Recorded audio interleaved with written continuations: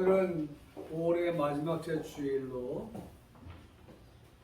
우리 교재 29번째 제29강 그리스도의 재림에 대한 부분을 생각해 보려고 하겠습니다.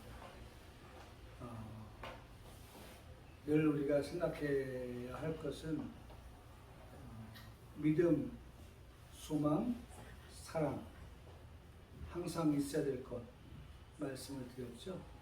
그 중에 우리가 소망을 말씀할 때는 우리가 무엇에 대한 소망인가 라고 하는 것에 우리가 늘 관심을 갖지 않을 수 없습니다. 다시 말하면 예수 그리스도께서 다시 오신다, 재림하신다라고 하는 그 재림에 대한 대망, 소망, 이것이 우리에게 있어야겠고, 또 그 다시 오실 주님 앞에 설 우리들이 어떠한 자로서 그분 앞에 설 것인가. 그래서 늘 우리가 말씀드리는 것처럼 온전한 자, 완전한 자, 장성한 자로 우리가 그분 앞에 서게 될 것이다 라고 하는 것도 우리가 말씀을 통해서 보고 있습니다. 그러니까 지금 이 시간도 우리가 이 배움을 통하여서 어떻게 되어가는 거예요?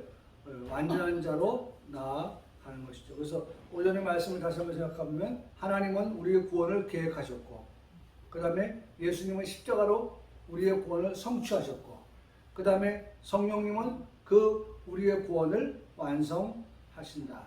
그래서 계획, 성취, 완성, 이 세 가지를 우리가 꼭 기억하면 좋겠습니다. 그래서 이제 오늘 이 그리스도의 재림도 그 부분의 한 부분인 것을 배우게 되는데요. 자, 사도행전 1장 10절로 11절의 말씀인데요. 올라가실 때는 예수님의 부활하시고 승천하시는 것을 말씀하고 계시는 것이죠. 올라가실 때 승천하시는 예수님이십니다. 제자들이 자세히 하늘을 쳐다보고 있는데 흰옷 입은 두 사람이 그들 곁에 서서 이르되 갈릴리 사람들 어찌하여 서서 하늘을 쳐다보느냐. 자, 올라가시는 주님을 말씀하셨다면 여기 말씀은 또 뭐예요? 너희 가운데서 하늘로 올려주신 이 예수는 하늘로 가심을 본 그대로 뭐 하신다? 오시리라. 오신다. 올라가신 예수님, 다시 오실 그리스도, 이것을 말씀해 주고 있는 것입니다. 자, 그래서 이 올라가신 예수님과 그 다음에 다시 오실 그리스도의 그 공백이 언제입니까? 지금이죠. 주님 올라가셨죠? 네. 그리고 주님 아직 안 오셨죠? 지금 그 공백이죠? 네. 그 공백이 뭐예요? 지금인 거예요, 지금. 이 공백을 메꾸기 위해서, 네? 공백을 남지 않게 하기 위해서 올라가신 예수님께서 말씀하신 게 뭐예요? 그렇죠. 성령을 보내주신다. 바로 그겁니다. 오늘 우리가 오전에 들었던 말씀이 보혜사 성령님이신데 그 보혜사 성령님을 우리를 위해서 어떻게 보내주신다고 말씀하십니다. 그러니까 여러분 보세요. 절대로 하나님께서 우리를 어떻게 떠나지 아니하신다라고 하는 것이 오늘 우리에게 아주 중요한 말씀인 거예요. 네? 중요한 말씀. 떠나지 아니하시는 하나님. 그러니까 오전에 우리가 보았던 예수 그리스도의 그 올라가심과 그 다음에 다시 오실 주님과의 그 공백 기간에도 보혜사 성령님을 통해서 그 공백에 그 예수 그리스도의 그 보내신 성령님께서 우리와 함께 하신다고 하는 것을 말씀해 주고 있죠. 자, 마태복음 24장 3절에도 그때에 인자의 징조가 하늘에서 보이겠고 그때의 땅의 모든 족속들이 통곡하며 그들이 인자의 구름을 타고 능력과 큰 영광으로 오는 것을 보리라. 본다고 말씀하고 있죠. 오시는 것을 본다. 그러니까 우리 이 말씀을 생각해 보면 오늘 오시는 주님을 보리라. 보는 사람이 분명히 어떻게 있다라고 하는 것을 우리는 꼭 기억해야 돼요. 온다. 그걸 기억해야 되죠. 본다. 자, 그래서 우주적 종말인 재림전의 사건들, 우리가 이미 배워서지만 우주적, 지난주에 말씀 봤죠? 우주적인 종말, 그 다음에 개인적인 종말. 네? 그러면 오늘 이 두 가지의 종말을 두고서 우리에게 먼저 말씀해 주신 것은 이 우주적인 종말을 말씀하고 있는데, 이 우주적인 종말이 재림전에 있을 때에 어떤 사건들이 벌어지느냐. 첫째, 이방인이 부르심이 있다. 이방인의 부르심이 있다. 사실 우리도 어떤 사람이었어요? 이방인이었죠. 네? 이방인이 우리인데 그 이방인인 우리들을 하나님께서 어떻게 부르셨다. 근데 무엇으로 부르느냐? 뭘로 부른다고 했죠? 첫째가 복음은 그랬죠. 복음을 통하여서 이방인 된 우리들을 부르신다.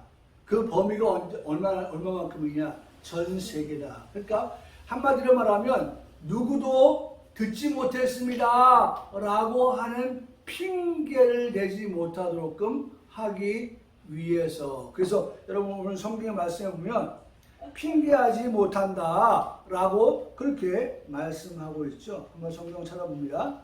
로마서 1장 20절이네. 로마서 1장 20절에 창세로부터 그의 보이지 아니하는 것들 곧 그의 영원하신 능력과 신성과 만신 만물에 분명히 보여 알려졌으니 그러므로 그들이 핑계하지 못할지니라. 그러니까 하나님은 뭘 통해서요? 만물을 통해서도 그렇죠? 하나님의 영원하신 능력과 하나님의 그 신성을 만물을 통해서도 다 드러내고 있기 때문에 오늘 이 교재에 보면 전 세계에 있는 사람들이 나는 듣지 못했습니다 라고 그렇게 핑계할 수 없도록끔 하셨다는 거죠. 핑계하지 못하게 하십니다. 그래서 자, 오늘 여기 1번에 보면 이방인들의 부르심이 있다라고 하면서 복음은 전 세계에 전파가 된다. 전 세계에 전파가 되기 때문에 전 세계에 있는 사람 가운데서 하나님의 택함을 받은 자들은 다 믿더라. 다 믿는 거예요. 예수 그리스도께서 다시 오시는 그 재림, 우주의 종말인 재림전의 사건들은 믿어야 될 사람들이 어떻게 해요? 그때 가서는 문 열려 있을 때니까 다 믿고 그 다음에 어떻게 해요? 방주 안으로 들어가면 문이 닫히는 것처럼 다 믿고 어떻게 구원함을 받게 하신다라고 하는 것입니다. 그래서 거기 보면 전 민족이 완전 복음화가 되어진다라고 그렇게 설명하고 있죠. 두 번째, 이스라엘의 핵심이 있다. 이스라엘의 핵심이 있다. 이스라엘 민족의 핵심은, 그러니까 이 이스라엘의 핵심이 있다라고 하는 것은 사실은 거국적인 의미에서 전 세계, 아까 일본에서 봤던 복음을 통한 전 세계의 사람들이 어떻게 해요?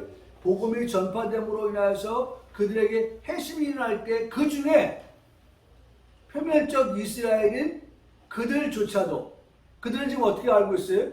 아직도 그들이 기다리는 메시아가 오지 않았다고 생각하고 있지만 그러나 이제 마지막 예수 그리스도의 재림, 우주적인 종말 이와 같은 것들이 있을 때에는 이스라엘조차도 뭐하게 된다? 회심이 있다라고 하는 것입니다. 그래서 이스라엘 민족의 회심은 종말과 관련되어 있고 많은 이스라엘의 무리가 주님께로 돌아온다.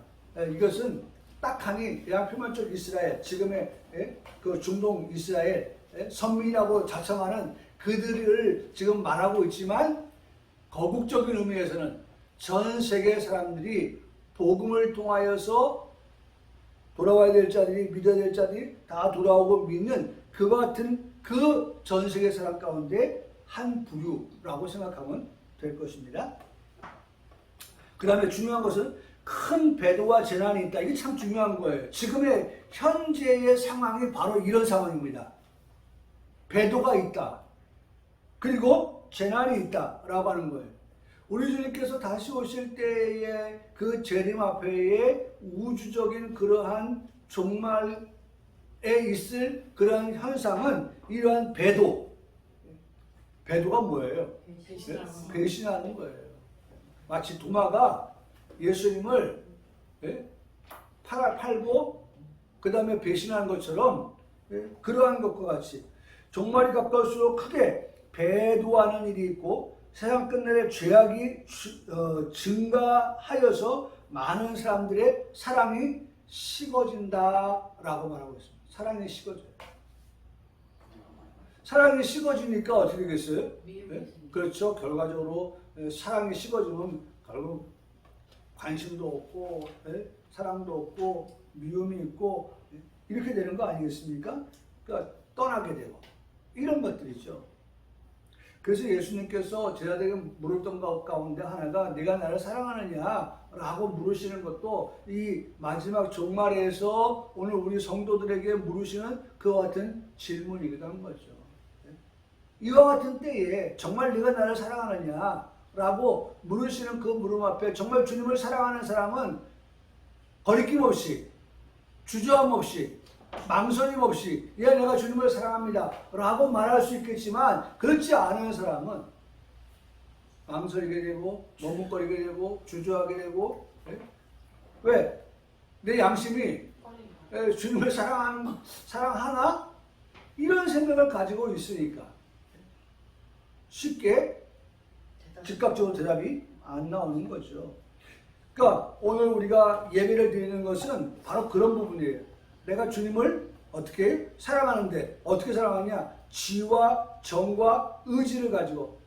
의지는 뭐예요? 내가 정말 사랑하는데 정말 일편단심 내가 정말 내 신앙 하나님을 사랑한다고 하는 그 신앙이 추워도 어떻게 흔들림이 없다라고 하는 그런 강력한 의지가 우리에게 있는 거예요. 의지가 지, 정, 의 이 세 가지 우리가 꼭 있어야 될 것인데 배도하는 자가 되지 않는다고 하는 것은 하나님을 사랑할 때에 그 사랑하는 마음이 어떠한 상황이 되어도 변하지 아니하는 그와 같은 것들을 우리가 말할 수가 있는 것입니다.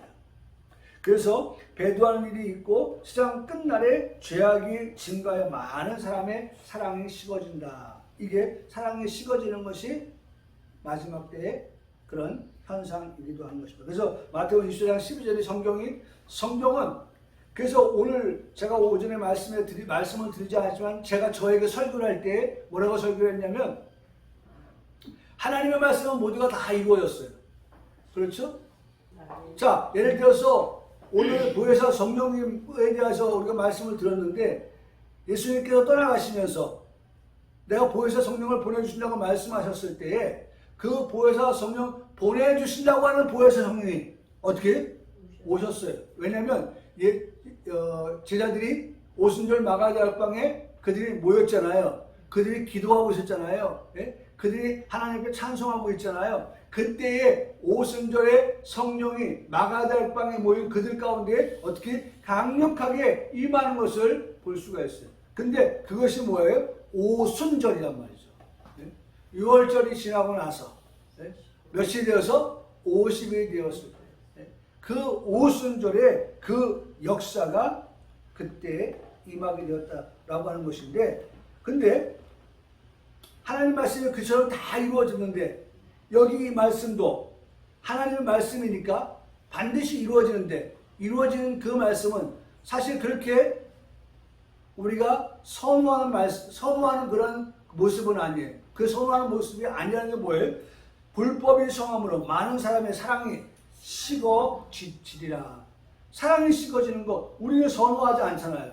우리가 원하는 거 아니잖아요. 우리는 오히려 어떻게 해요? 그날이 가까운 갈수록 더 내가 주님을 사랑하나이다 라고 고백하면서 그분에게 어떻게 더 가까이 나아가는 팔아 오늘 아침 말씀에 팔아 가까이 곁으로 더 가까이 더 곁으로 나가는 그러한 우리들의 모습이죠. 근데 마지막 때는 그러한 사랑이 어떻게 점점 더 식어져 간다. 이게 마지막 때의 징조다 라고 하는 것입니다. 불법이 성해지고 사랑이 식어져가는 그러한 모습. 그러면서 디모데후서 3장 1절 7절은 너는 이것을 알라. 네, 이것을 알라. 우리에게 알라고 말씀하시는 것을 보니까 우리가 꼭 알아야 될 부분인데 뭘 알아야 되느냐? 말세에 고통하는 때가 이른다. 말세에 고통하는 때가 이른다. 어떤 고통입니까?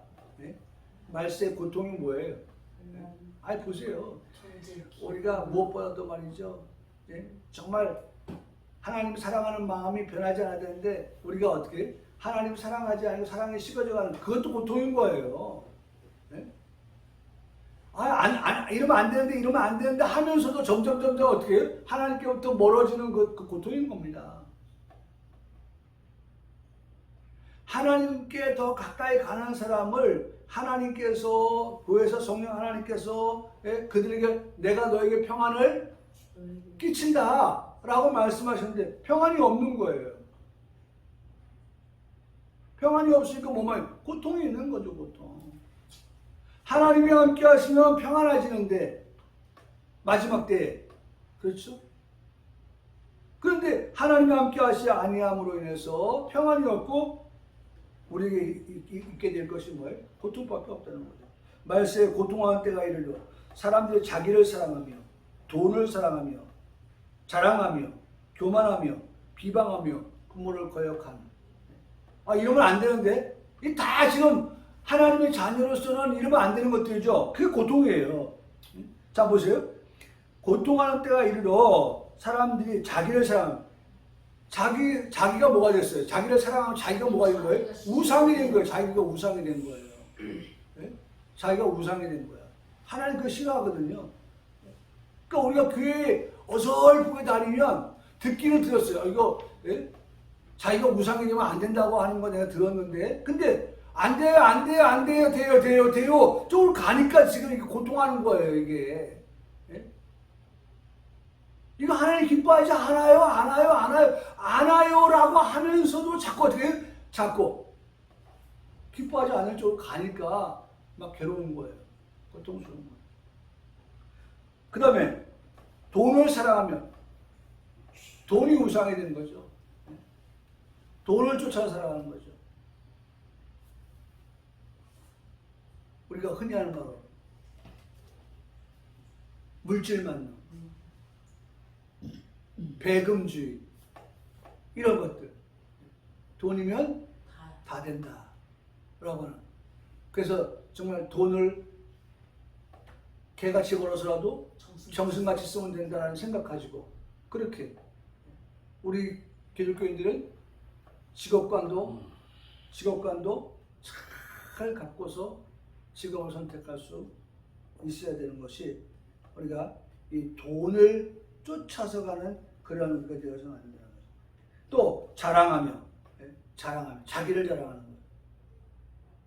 교만하고 또 비방하고 부모를 거역하고 이런 것들 하면 안 된다라고 하는 그 말씀을 듣고서 우리가 알고 있는데도 불구하고 자꾸 하면 안 되는 것을 가는 그 자신의 모습을 보면서 고통하는 거죠.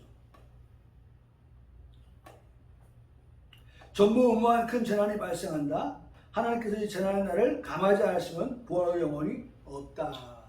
그래서 그 날들을 어떻게 해요? 감하여 주신다라고 하는 것은 그 환란이 오기 전에 그 날들을 감하여서 이 사람에게는 환란이 오기 전에 하나님께서 그 사람은 환란을 마주하지 않도록 환란이 자기에게 오지 않도록 하나님이 그 사람들 어떻게 불러 올라가시는 거죠. 하나님께서 그 재난을 당하지 않도록. 여러분 이번에 그 아시아나항공 한번 보세요. 얼마나 그 비행기 타고 지금 사람들이 얼마나 놀랐겠어요. 뭐 그냥 바람이 그 200m에서의 그 몰아쳐오는 바람에 얼마나 무서웠겠어요. 오늘도 제가 아침에 잠시 검색을 해보니까 아니 승무원들이 아무것도 안 했어요라는 이제 이야기가 아마 그 손님들 가운데서 얘기가 나오고 있는가 봐요. 네. 그러니까 이제 그걸 차단하기 위해서 그렇게 얘기하더라고요. 네. 더 이상 이 문제에 대해서 더 불거지지 않기를 바란다. 이제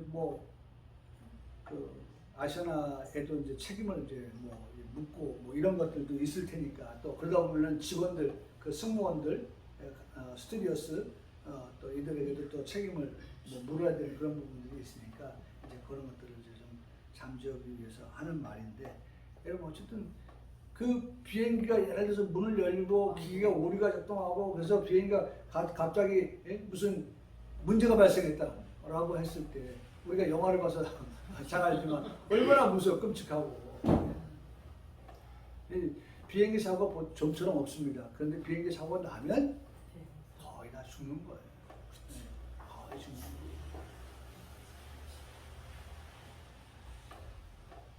그런데 그런 것들 가운데서 그 날들을 감하여 주신다. 환난의 날, 하나님 심판의 날, 그 날들이 오기 전에 하나님께서 하나님의 사랑하심을 입은 자들, 구원받을 백성들은 하나님이 어떻게 들림받게 하신다. 휴거되게 하신다. 그런 것이죠. 자, 마태복음 20장에 그 말씀을 잘 말씀해주고 있는데 이는 그때 큰 환난이 있겠습니다. 창세부터 지금까지 이런 환난이 없고 후회도 없으리라. 그 날들을 감하지 아니하면 모든 육체가 구원을 얻지 못할 것이다. 이거 우리 교회에서 참 중요하게 여기는 거죠. 육체가 구원을 받지 못한다. 그 날들을 감하여 주지 아니한 사람에게 육체의 구원이 없다.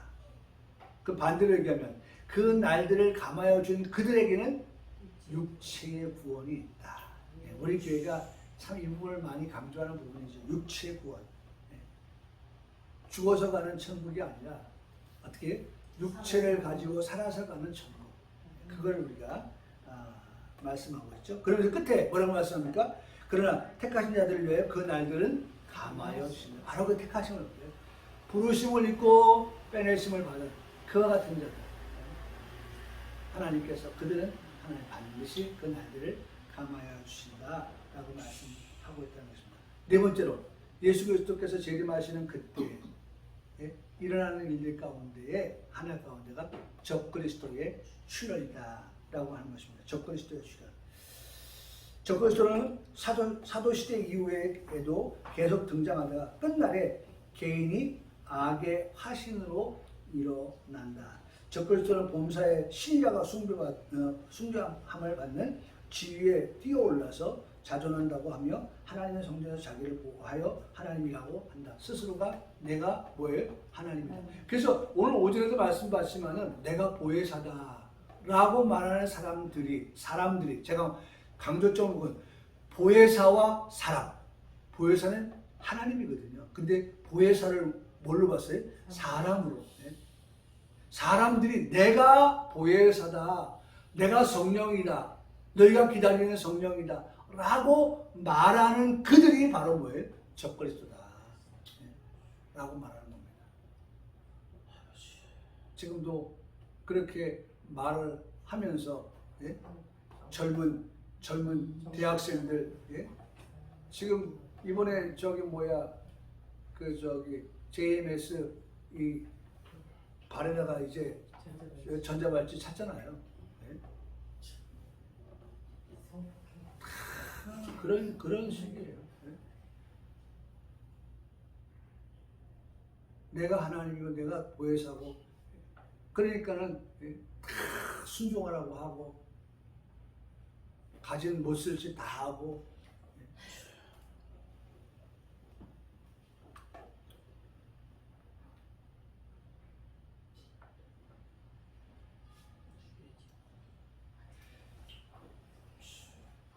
적그리스도는 큰 표적과 기사로 사람들을 미혹하는데 마태복음 20장에 보니까 거짓 그리스도와 거짓 선자들이 일어나서 큰 표적과 기사를 보여 할 수만 있으면 택하신 자들도 미혹한다고 말씀하고 있습니다.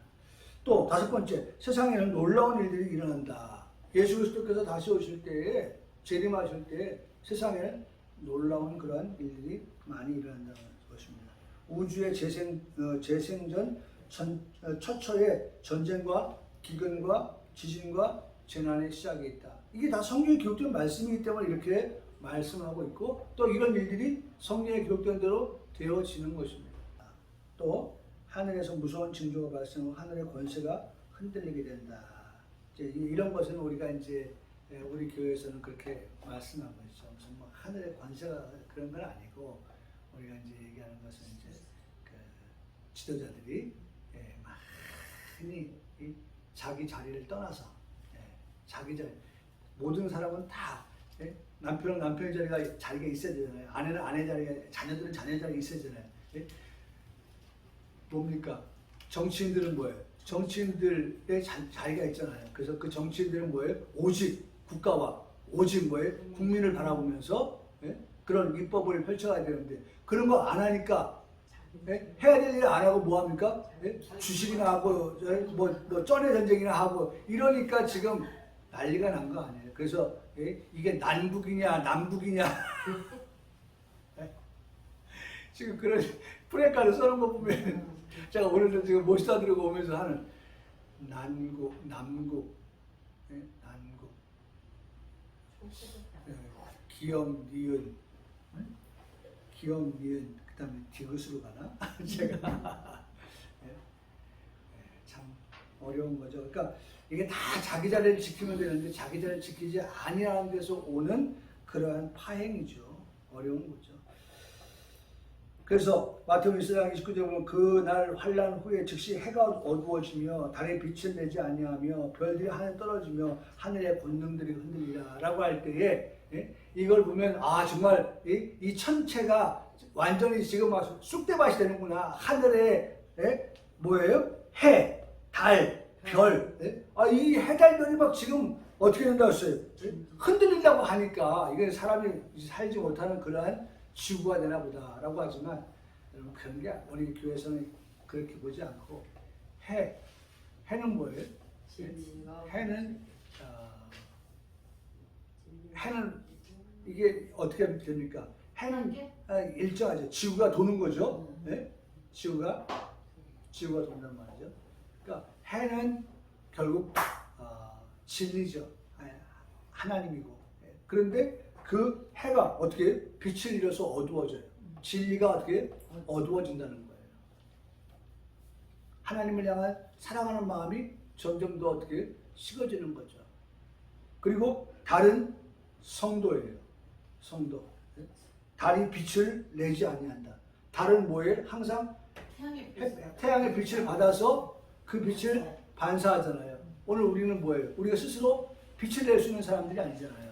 우리가 오늘도 은혜를 받고 말씀을 듣고 그 다음에 우리가 거룩한 삶을 빛의 삶을 살아가는 그런 성도, 다른 성도예요.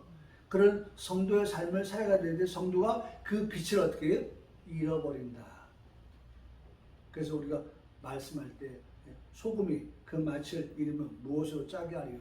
달이 어떻게 빛을 잃어버린다. 거룩을 잃어버린다. 성도다운 삶을 잃어버린다. 그 말씀하고 별이 또 나오죠. 별은 뭐예요? 스타, 지도자죠. 이번에도 가천대학교 5월 10일 날 싸이가 왔더라고요. 싸이가 왔는데 가천대학의 그 총장이 누굽니까? 이길려 여사거든요. 91살 먹었더라고요. 91살. 근데 물축제를 했어요, 이번에. 물축제를, 싸이가 온다고 물축제를 했는데 싸이를 소개하면서 이길려 총장이 거기서 말춤을 췄더라고요. 어머, 웬일이야. 야, 91살에. 네. 대단하죠? 근데 그 싸이가 우리나라에서도 세계적으로도 어떻게 스타잖아요, 스타. 스타예요. 지도자를 스타라고 합니다. 근데 지도자 스타가 어떻게 별들이 어떻게 하늘에 떨어진다. 별들이 떨어진다. 그러면 여러분, 지구에 별 떨어진다고 한번 생각해요. 예를 들어서 별이 이 지구에 떨어진다고 생각해 보세요. 네? 난리가 나죠. 이 이 하늘에 얼마나 많은 수없이 많은 별들인데 그 별들이 이 지구를 향해서 떨어진다고 해서 그 말씀이 아니죠. 예, 그 말씀이 아니라 아까 해가 진리고 달이 성도고 별이 지도자라고 하면, 예? 별이 지도자라고 하면 지도자로서의 그 자리를 지키지 못하는, 흔들리는, 지도자의 자리가 흔들리는 그러한 시대가 온다. 이게 오늘 성경이 우리에게 가르쳐주는 그러한 말씀이 되는 것입니다. 자, 두 번째로 예수님의 재림 자체를 우리가 보게 되겠는데요. 알 수 없는 재림의 시기. 그렇죠. 예수님 언제 오실지 아는 이가 없으니 너는 깨어있어. 네? 등 밝히고 깨어있어서 주님 맞을 준비하라고 우리가 찬송 부르고 있잖아요. 네? 알 수가 없는 거예요. 아무도. 누가 혹시나 예수님의 재림의 그 날짜를 말하는 사람이 있다고 하면 그 사람은 냄새가 나는 거예요. 수상한 거예요. 성경이 그것에 대해서 어떻게 침묵하고 있으니까 우리는 그것에 대해서 말할 수 있는 그런 위치에 있지 않는 것이죠. 여기 금방도 일어날 수가 있다. 그러나 사전에 그 징조가 있다. 그리고 재림은 하나님 편에서 볼 때 가까운 시기이다. 확실한 때를 결정적으로 말할 수는 없다. 천사도 모른다고 했다. 네. 자, 재림의 모습, 양식이죠. 인격적 재림으로서 예수님은 사람의 모습을 입고 오신다. 예수님은 영으로는 오순 전에 이미 오셨다. 아까도 말씀드렸죠. 예수님이 보혜사, 예수님이 보혜사, 또 다른 보혜사라고도 말씀하고 있죠. 보내주신다. 그 말씀하고 있는 겁니다. 예수님의 형태적 가변적 재림의 종말이 있다. 즉 예수님은 육체를 입은 형태를 가지시고 사람들의 눈에 보이게 재림하였다. 여러분 이미 예수님은 부활하셨을 때에 제 아들이 나타나셔서 당신이 어떻게 육체적으로 부활했다는 것을 보여주셨죠. 야, 내 손 만져봐라. 그렇죠? 옆구리에 손을 넣어봐라. 영으로서의 그 부활이 아니에요. 예수님은 육체적으로 부활하신 거예요. 사실 그러니까 이런 것들이 참 우리가요, 우리 인간 세계에서는 이걸 쉽게 말할 수 있는 부분이 아니에요. 누구이기 때문에 가능해요?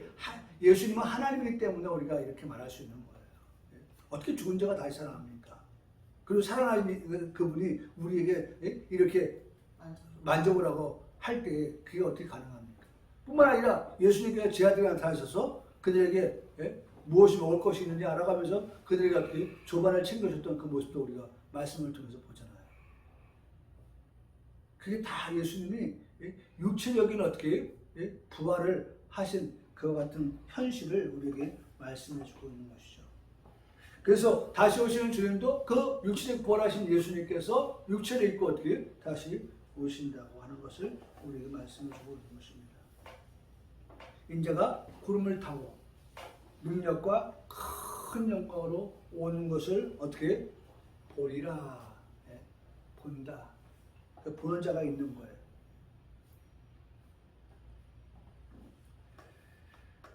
예수님의 재림은 돌발적 재림으로 생각지 않는 때에 오신다. 그래서 우리가 아까도 말씀드렸죠. 돌발적, 생각지 않은 때. 그렇기 때문에 우리는 어떻게 도둑같이 오시는 주님이 되지 않도록 하기 위해서 우리는 어떻게 깨어 있어서 등 밝히고 있는 슬기로운 다섯 처녀와 같아야 한다. 그래서 늘 교회가 강단에 선포할 때 예수님의 그 재림을 설교하고 그 다음에 예수님 다시 오실 것에 대한 소망을 가지고 우리 성도들이 살아갈 수 있도록 그런 메시지를 항상 듣고 또 전하는 그런 교회가 되어야 된다는 거죠. 왜? 예수님 언제 오실지 모르는데 우리가 그냥 우리가 무감각해져 있고 무뎌져 있고 그냥 관심 밖에 멀어져 있고 그러면 오신다고 할 때 여러분 성경이 그 슬기로운 다스나 미련한 다스나 그 똑같은 말씀이잖아요. 그때서야 뭐합니까? 미련한 다스는 기름으로 구하러 가는 거예요. 기름을 구하러 간 사이에 신랑이 어떻게 온 거예요. 미련한 다스나 기름을 준비해가지고 올 수도 없지만 왔을 때 신랑이 어떻게 해요? 이미 신랑이 누굴 지금 맞이합니까? 슬기로운 다스죠. 네? 기름을 예비한 그 다스를 신부로 맡게 되는 거죠. 그러니까 여기 세 번째, 동그라미 세 번째, 예수님의 재림은 돌발적 재림으로서 생각지 않은 때에 오신다. 예수님의 재림 상황은 영광스러운 재림으로 하늘 구름이 예수님의 마차가 되고, 또 천사가 호위하고 천사장의 전령관이 되고 성도들이 그의 수행원이 된다. 자, 재림의 목적입니다. 재림의 목적 여기까지만 보겠습니다. 재림의 목적. 재림의 목적은 예수님께서 재림할 때 그 목적은 사물을 영원한 상태를 만들고 영원한 하나님 나라를 건설하기 위함이다. 예수님께서 재림하실 때 이미 어떻게 하나님의 나라는 다 완성되어져 있죠. 완성되어져 있는 거예요. 근데 그 완성되어져 있는 하나님의 나라에 들어가 살 자들을 어떻게 하는 거예요? 불러 모아 들어가는 것이죠. 그래서 하나님 나라 들어가게 하고, 그 다음에 오실 목적은 하나는 또 뭐예요? 심판하시기 위해서 최후의 심판이 있다라고 하는 것이죠. 그래서 요한복음 5장 29절은 선한 일을 행한 자는 생명의 부활로, 악한 일을 행한 자는 심판의 부활로 나오게 된다라고 하는 말씀을 우리에게 들려주고 계시는 것입니다.